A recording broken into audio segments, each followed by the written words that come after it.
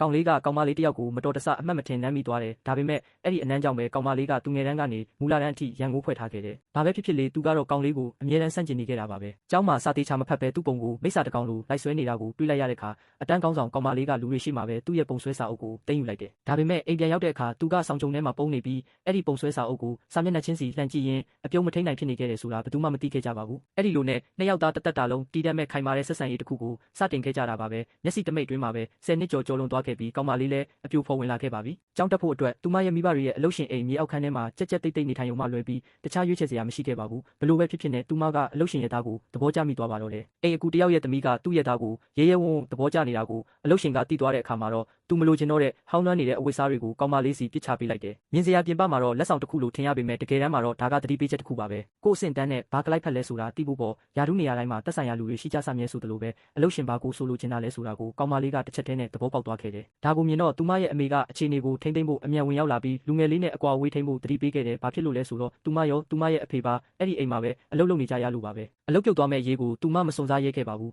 ူးဒါကြောင့်ကောင်မလေးမှာအတန်တိတ်နေုံမှလွဲပြီးတခြားရွေးချယ်စရာမရှိခဲ့ပါဘူးဒီနေ့မှာတော့အရက်ရှိပြီးခန်းညာချုံမောတဲ့ကြောင်းပြောင်းလာတဲ့ကောင်လေးတယောက်ကျောင်းကိုရောက်လာခဲ့ပြီးတကြောင်းလုံးမှာချက်ချင်းပဲရုပ်ရုပ်သေးသေးဖြစ်သွားစေခဲ့တယ်ကားပေါ်ကဆင်းဆင်းချင်းမှာပဲဇိမ်ကန်ကားတစ်စီးတည်းကအမျိုးသမီးတယောက်ကငွေဆက်ကူအထက်လိုက်နှစ်ထပ်ကိုသူ့ကိုပေးပြီးအဲ့ဒီညမှာဟိုတယ်မှာလာတွေ့ဖို့ပြောခဲ့တယ်ကောင်မလေးကတော့သူဟာမိမချမ်းသာတယောက်ကိုမိခိုနေရတဲ့ယောက်ျားပြူတယောက်လိုအမှတ်မှားသွားခဲ့ပြီးသူ့အပေါ်မှာရှိခဲ့တဲ့ကောင်းတဲ့အမြင်တွေချက်ချင်းပဲပျောက်ကွယ်သွားခဲ့တယ်သူမမသိခဲ့တာကဇိမ်ကန်ကားတွေကလူဟာကြောင်းပြောင်းလာတဲ့ကောင်လေးရဲ့ဇေယျအမေဖြစ်နေတာပါပဲတစ်ချက်ကြည့်လိုက်တာနဲ့တင်သူကလူအုပ်ထဲကကောင်မလေးကိုချက်ချင်းမှတ်မိသွားခဲ့တယ်သူမဟာသူငယ်စဉ်ကတည်းကတိတ်တဆိတ်သဘောကျနေခဲ့ရတဲ့ကောင်မလေးဖြစ်နေပါတယ်ဒါကြောင့်သူကသူမရဲ့အတန်းတွေကိုရည်ရွယ်ချက်ရှိရှိနဲ့ဝင်သွားပြီးလူတွေရှိမှပဲသူမရဲ့ဘေးနားမှာတိုက်ရိုက်ဝင်ထိုင်လိုက်ကသူ့ရဲ့နာမည်ကိုပြောပြခဲ့တယ်အဲ့ဒီအခါကောင်မလေးကမင်းကမိမချမ်းသာတယောက်ရဲ့အယုတ်လိုဖြစ်နေတာအဆန်းတော့မဟုတ်ဘူးပေါ့လို့ပြောခဲ့တယ်အားကစားသမားတွေကကိုခန္ဓာတကယ်တမ်းကောင်းကြတာပဲလို့လည်းဆက်ပြောခဲ့တယ်ကြောင်းပြောင်းလာတဲ့ကောင်လေးကတော့ဘာမှညာမှမသိပဲလုံးဝတွေ့ဝေသွားခဲ့တယ်ကောင်မလေးကသူ့ကိုအပေါ်အောက်တေချာကြည့်ပြီးဒီလိုအသက်ငယ်ငယ်နဲ့အဲ့ဒီလိုအလုံးမျိုးလုပ်တာမကောင်းဘူးလို့အကြံပေးခဲ့တယ်အဲ့ဒီနောက်မှာသူမကစေတနာနဲ့သူ့ရဲ့ဖုန်းနံပါတ်ကိုတောင်းပြီးနို့လက်ဖက်ရည်ဆိုင်မှာအလုပ်တစ်ခုရှာပေးနိုင်တယ်လို့ပြောခဲ့တယ်ဖုန်းနံပါတ်တွေအလဲအလဲလုပ်ပြီးတဲ့နောက်မှာကြောင်းပြောင်းလာတဲ့ကောင်လေးကသူမရဲ့နာမည်ကိုဓာတ်ရိုက်သိမ်းဆည်းလိုက်တာကြောင့်သူမအံ့ဩသွားခဲ့တယ်သူမရဲ့နာမည်ကိုဘယ်လိုလုပ်သိတာပါလဲသူမမသိလိုက်တာကသူဟာအရင်တုန်းကအဲ့ဒီကောင်လေးပါပဲဆိုတာပါပဲသူမရဲ့စိတ်အားထက်သန်တဲ့အကူအညီနဲ့သူကနို့လက်ဖက်ရည်ဆိုင်မှာတကယ်တမ်းစတင်အလုပ်လုပ်ခဲ့ပြီး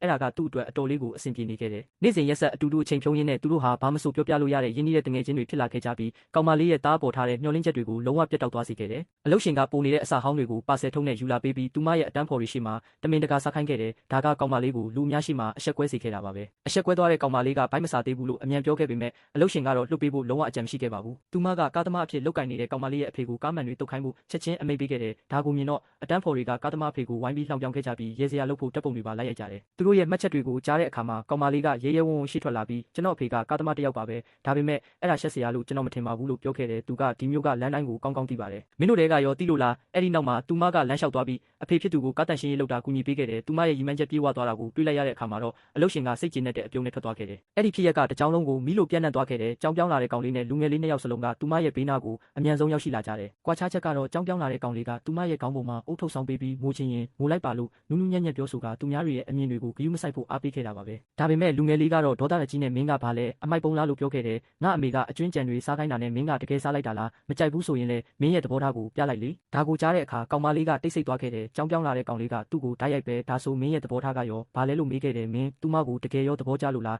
းအဲ့ဒီအခါမှာတော့ဟိုလူကစကားမပြောနိုင်ပဲငေးကြံရစ်ခဲ့တယ်ကြောင်းပြောင်းလာတဲ့ကောင်လေးကသူ့ရဲ့ယက်တီချက်ကိုမပြနိုင်ဘူးဆိုရင်သူကိုယ်တိုင်ပြပေးမယ်လို့ပြောခဲ့တယ်အဲ့ဒီနောက်မှာသူကကောင်မလေးကိုသဘောကျတယ်ဆိုတာကိုလူအများရှိမှကြဲကြဲလောင်လောင်ကြေညာလိုက်တယ်အဲ့ဒါကိုကြားလိုက်ရတဲ့အခါသူမရက်တန့်သွားခဲ့တယ်ကြောင်းပြောင်းလာတဲ့ကောင်လေးကသူမကိုမင်းကိုကြိုက်တာကျွန်တော်ကိစ္စပဲလေလို့ပြောခဲ့တယ်လူငယ်လေးကမနာလိုဝင်လို့ဖြစ်လာပြီးရှေ့ကိုပြေးထွက်လာကသူမကိုဆွဲခေါ်ဖို့ကြိုးစားခဲ့တယ်ကြောင်းပြောင်းလာတဲ့ကောင်လေးလိုမျိုးလူတွေကအကုန်လုံးဆင်းရဲကြတယ်လို့ကြမ်းကြမ်းတမ်းတမ်းပြောဆိုရင်းနဲ့သူ့ဘေးမှာနေရင်ဘလို့မှပျော်ရွှင်စရာရှိလာမှာမဟုတ်ဘူးလို့ပြောခဲ့တယ်သူမကသူတို့နှစ်ဦးဟာလူစားချင်းမတူကြဘူးလို့ချက်ချင်းပြန်ပြောခဲ့တယ်သူကဆင်းရဲသားတွေကိုအဲ့ဒီလောက်တောင်နှိမ်ချင်နေဆိုရင်သူ့ရဲ့တက်တောင့်တက်တာပိုကောင်းတဲ့ဘဝကိုပဲပြန်သွားပြီးခံစားလိုက်တော့လို့ပြောခဲ့တယ်တကယ်တမ်းမှာတော့လူငယ်လေးရဲ့အမေကသူ့အတွက်ချင်းတွေ့ပွဲတစ်ခုစီစဉ်ပေးထားခဲ့တာပါပဲအဲ့ဒီကောင်မလေးကဒေတာခန်စစ်တေနာပရိတယောက်ရဲ့မွေးစားသမီးဖြစ်ပြီးမိသားစုအတွက်လုပ်ငန်းကြီးတစ်ခုကိုအောင်မြင်အောင်လုပ်ဆောင်နိုင်ဖို့သူမရဲ့အကူအညီလိုအပ်နေခဲ့တာပါဒါကြောင့်သူကသူမကိုအလိုလိုက်ချုံမောယုံသားမကစစ်တေနာပရိရဲ့ရင်းနှီးတဲ့သားရင်းနဲ့ပါအဆင်ပြေအောင်နေရပါတယ်ဒါပေမဲ့သူတို့မသိခဲ့တာကကြောင်းပြောင်းလာတဲ့ကောင်လေးဟာအမှန်တကယ်တော့စစ်တေနာပရိရဲ့သားဖြစ်နေတာပါပဲကောင်မလေးကိုသူမရဲ့နေရာကိုသိစေဖို့အတွက်အလုပ်ရှင်ကချင်းတွေ့တဲ့ညစာစားပွဲကိုတက်ရောက်ဖို့တမင်တကာခေါ်ယူခဲ့တယ်ဒါပေမဲ့သူမရဲ့မိဘတွေအလုပ်ပြုတ်မသွားစေဖို့အတွက်သူမမှာသွာ